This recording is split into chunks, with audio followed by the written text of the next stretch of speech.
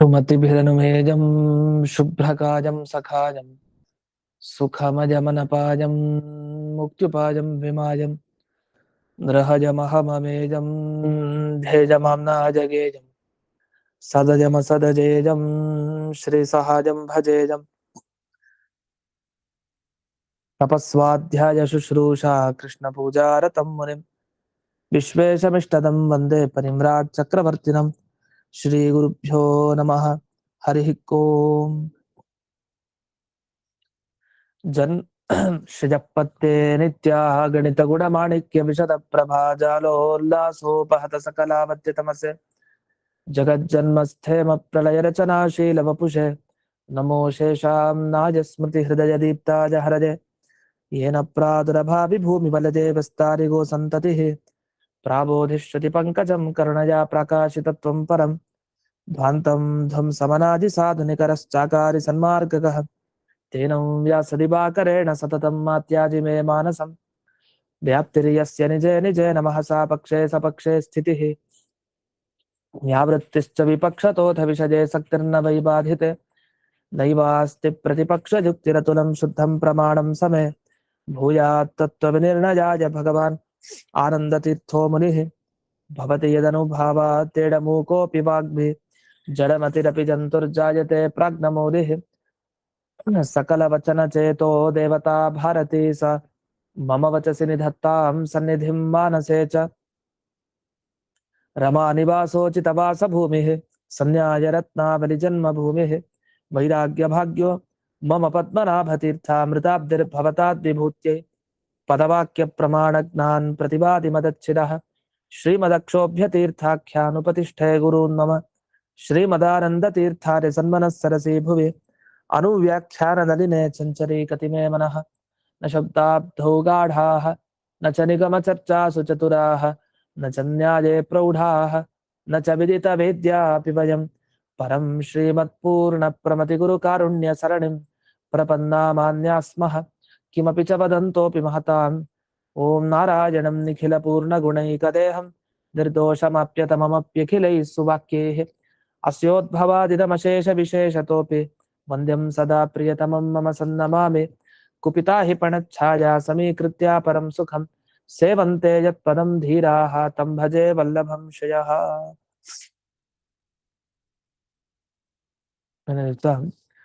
ಈ ಅನುವ್ಯಾಖ್ಯಾನ ಶ್ಲೋಕಗಳ ಅರ್ಥವನ್ನ ನೋಡ್ತಾ ಇದ್ವಿ. ಮುಂದೆ ನೋಡೋಣ. ಇಲ್ಲಿವರೆಗೆ ಈ ಗಣಪತಿಯ ಉಲ್ಲೇಖ, ಕುಬೇರನ ಉಲ್ಲೇಖ ಇದೆಲ್ಲ ಬಂತು. ಇವರೆಲ್ಲ 18ನೇ ಕಕ್ಷೆಯಲ್ಲಿ ಬರ್ತಾರೆ. ಈ ಕಡೆ ಮಿತ್ರನಿಗಿಂತ ಕೆಳ ಕಕ್ಷೆ, ಪರ್ಜನ್ಯನಿಗಿಂತ ಮೇಲಿನ ಕಕ್ಷೆ. ಅಂದ್ರೆ ಈ ದ್ವಾದಶ ಆದಿತ್ಯರಲ್ಲಿ 5ನೇ ಅವರು ಮಿತ್ರ ಅಂದ್ರೆ, 12ನೇ ಆದಿತ್ಯ ಅಂದ್ರೆ ಪರ್ಜನ್ಯ.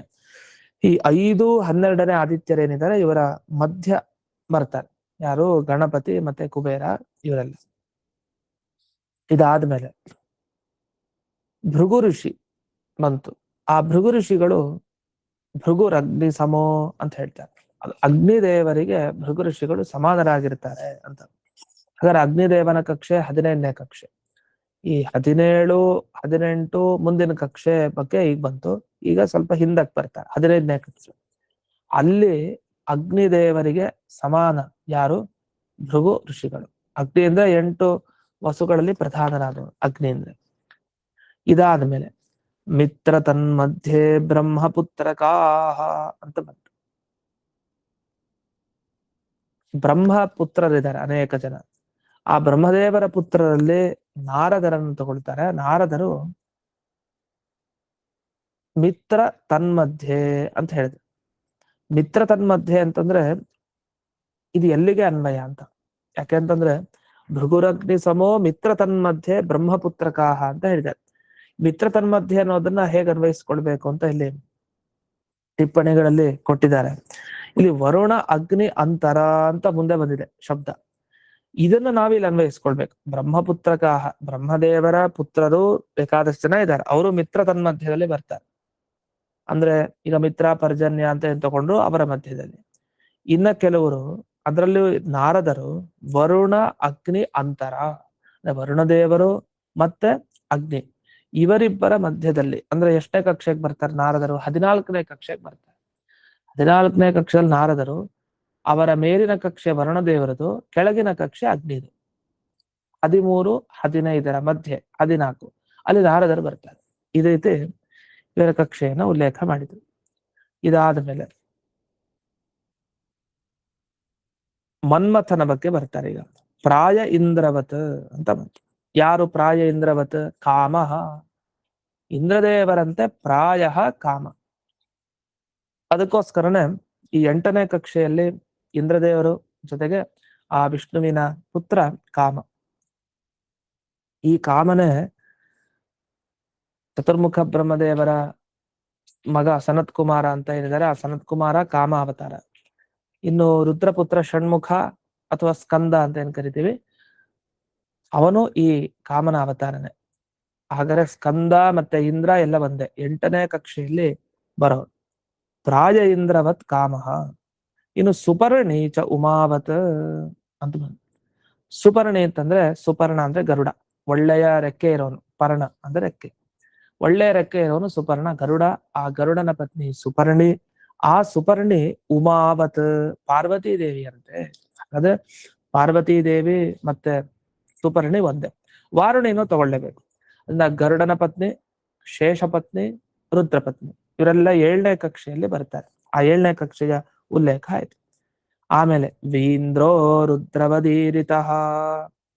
ಇನ್ನು 5ನೇ ಕಕ್ಷೆಗೆ ಬಂದ್ರೆ ಈಗ ವೀಂದ್ರ ಅಂದ್ರೆ, ವಿ ಅಂದ್ರೆ ಪಕ್ಷಿ, ಪಕ್ಷಿ ರಾಜ ಅಂದ್ರೆ ಗರುಡ, ವೀಂದ್ರ ಅಂತ ಕರೀತಾರೆ. ದೇವೇಂದ್ರ ಅಲ್ಲ, ವೀಂದ್ರ.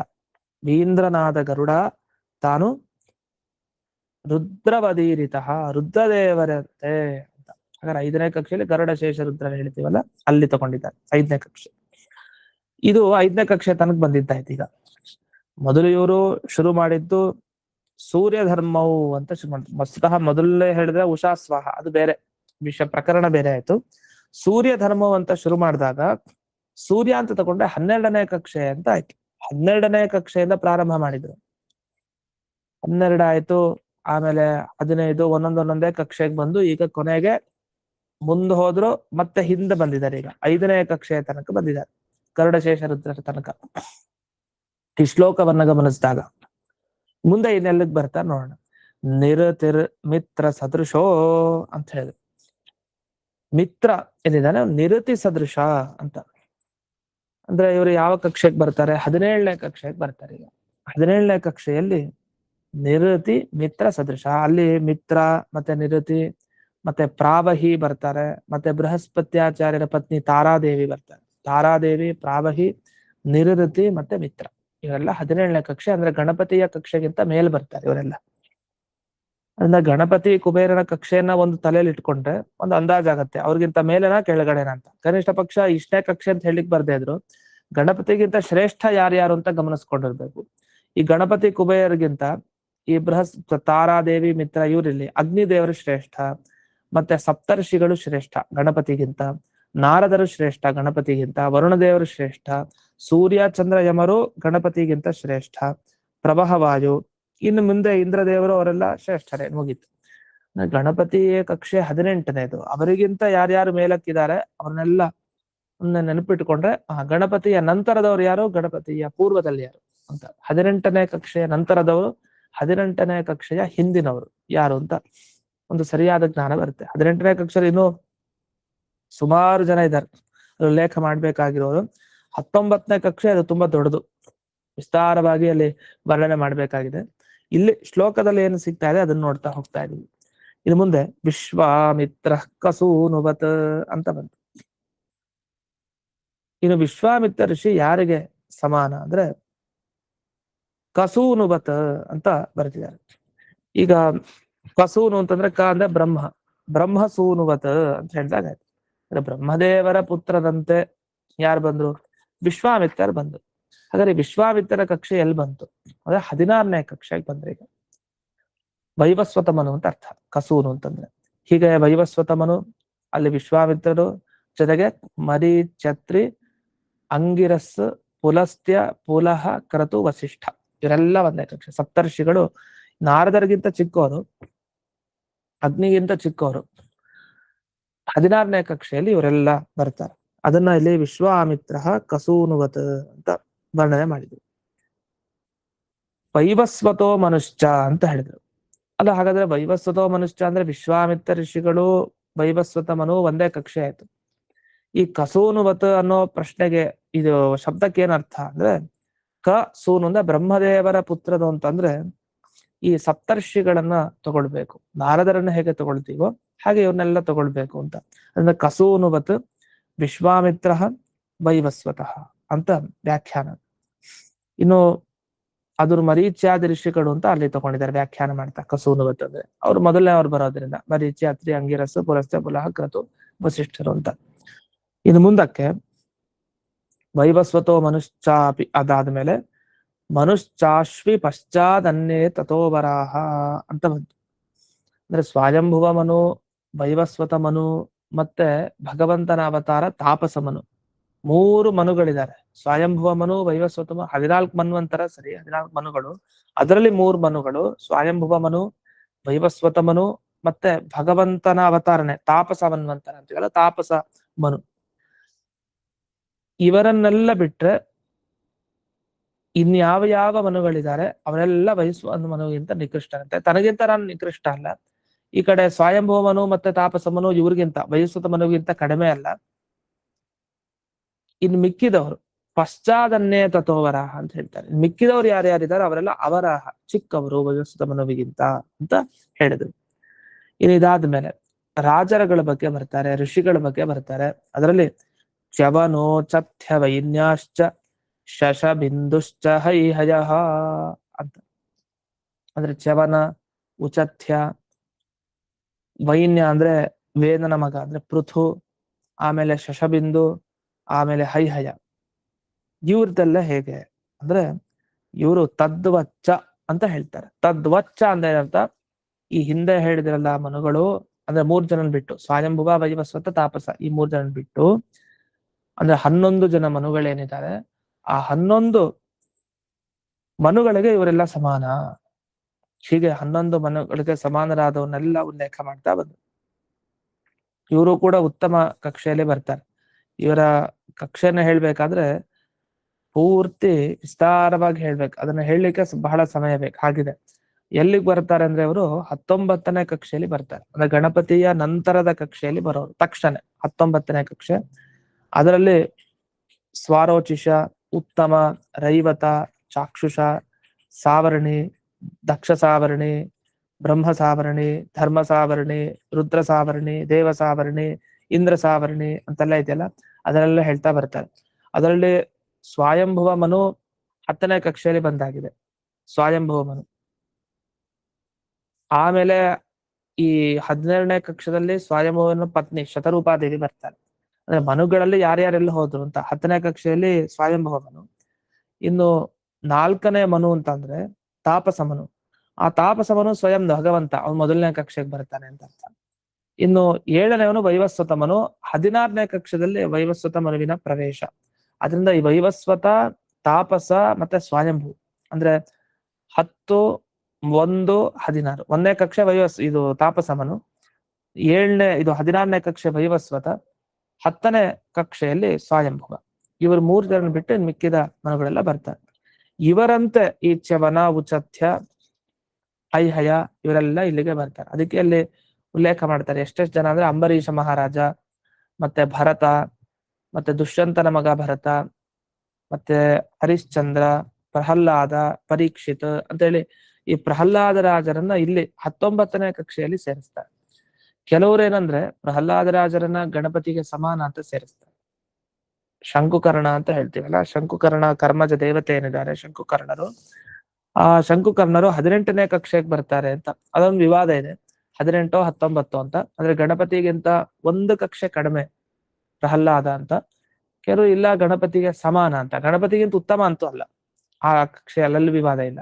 ಅದೇ ಗಣಪತಿ ಸಮಾನನೋ ಗಣಪತಿಗಿಂತ 1 ಕಕ್ಷೆ ಚಿಕ್ಕವರು ಅನ್ನೋದ್ರಲ್ಲಿ ಒಂದು ವಿವಾದ ಇದೆ. ಅದರಲ್ಲಿ ಪ್ರಹ್ಲಾದರನ್ನ ಇಲ್ಲಿ ತಗೊಳ್ಬೇಕು. ಯಾಕಂದ್ರೆ ಇಲ್ಲಿ ರಾಜರುಗಳು ಅಂತ ಬಂದಾಗ ಚವನ, ಉಚಥ್ಯ, ವೈನ್ಯಾಶ್ಚ ಅಂತ ಹೈಹಯ, ಆಮೇಲೆ ತದ್ವಚ್ಚ ವಿಪ್ರರಾಜನ್ಯ ವಿಶೇಷೋತ್ರಾಪಿ ಕಶ್ಚನ ಅಂತ ಈ ರಾಜರುಗಳನ್ನೆಲ್ಲ ಉಲ್ಲೇಖ ಮಾಡ್ತಾ ಅವನು ಮಹಾನ್ ಕ್ಷತ್ರಿಯ ಆದ್ರಿಂದ ಪ್ರಹ್ಲಾದ ರಾಜರನ್ನ ಅಲ್ಲಿ ತಗೊಳ್ಳೋದು ಅಂತ ಇದೆ. ಅದನ್ನ ಕೆಲವರು ಆಗ್ರಹಣ ಮಾಡ್ತಾರೆ. ಇನ್ನು ವಿಪ್ರರಾಜನ್ಯ ವಿಶೇಷ ಅತ್ರಾಪಿ ಕಶ್ಚನ.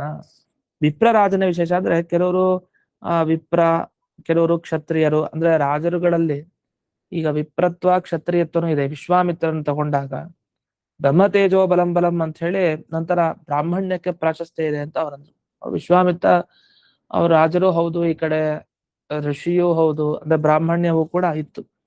ಈ ತರ ವಿಪ್ರತ್ವ ಕ್ಷತ್ರಿಯತ್ವಗಳೆಲ್ಲ ಗಮನಿಸಿದಾಗ ಪ್ರಿಯವ್ರತ ಮಹಾರಾಜ ತಾನು ಈ ಹಿಂದಿನ ಮನುಗಳಂತೆ ಅಂದ್ರೆ ಅವರ ಕಕ್ಷೆಯಲ್ಲಿ ಸೇರ್ತಾನೆ. ಅಂದ್ರೆ 19ನೆಯ ಕಕ್ಷೆಯಲ್ಲಿ ಪ್ರಿಯವ್ರತ ಮಹಾರಾಜ ಹಾಗೆ ಉತ್ತಾನಪಾದ ಇವರು ಕೂಡ ಬರ್ತಾರೆ. ಅಷ್ಟದ ಜೊತೆಗೆ ಈ 100 ಮಂದಿ ರಾಜರ್ಷಿಗಳು ಇದ್ದಾರೆ, ಕರ್ಮದೇವತೆಗಳು, ಅವರೆಲ್ಲ ಇಲ್ಲಿಗೆ ಬರ್ತಾರೆ.